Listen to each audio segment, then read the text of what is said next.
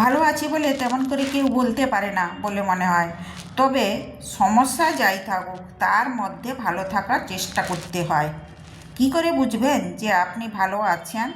তাহলে বলি, প্রথম আপনার মুখমণ্ডল ভালো থাকার, খুশিতে থাকার আভা মুখমণ্ডলে পড়ে, মুখের গ্লেজ বাড়ে।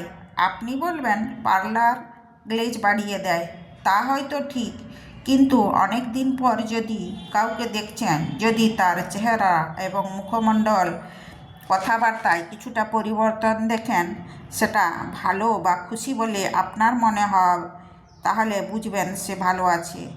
বিয়ের পর অনেক বিবাহিতের চোখে মুখের একটা পরিবর্তন লক্ষ্য করেন, ওটাই ভালো থাকা।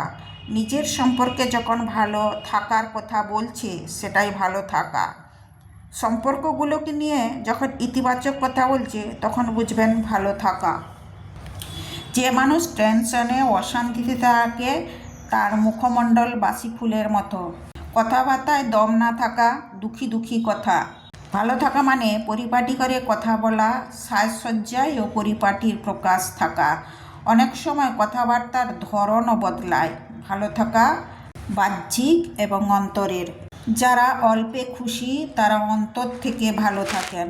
অন্তরের ভালো খারাপ মুখমণ্ডলের প্রভাব পড়ে। মুখমণ্ডল পড়তে পারলে নিশ্চয়ই পড়া যায়।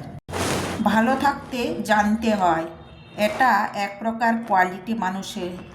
দেখবেন এমন অনেক মানুষ আছেন যারা সব জায়গায় সবটা মানিয়ে নিতে পারেন। এমন মানুষ প্রায় ভালো থাকেন, অনেককে ভালোও রাখেন। বেশি অর্থ হলে ভালো থাকা নয়, ভালো থাকা আত্মিক ব্যাপার।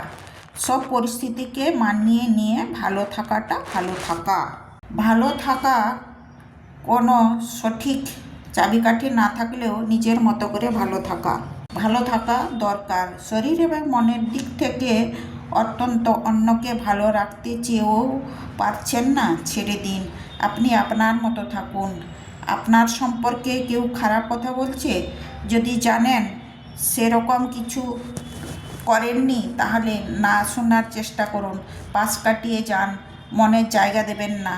আপনার কাজ আপনি করুন, কাউকে তোয়াক্কা করার দরকার নেই। যদি নিজের জায়গায় ঠিক থাকেন তাহলে ঠিক। নিজের আত্মবিশ্বাস বাড়ান, ওতে ভালো হবে। অন্যের কথার উপর ভালো থাকা নয়, পরিবারের নিয়ে নিজের মতো ভালো থাকা। সবাইকে যখন একসঙ্গে ভালো রাখা যায় না, তখন সব ছেড়ে দিয়ে নিজে ভালো রাখার কথা ভাবতে হয়।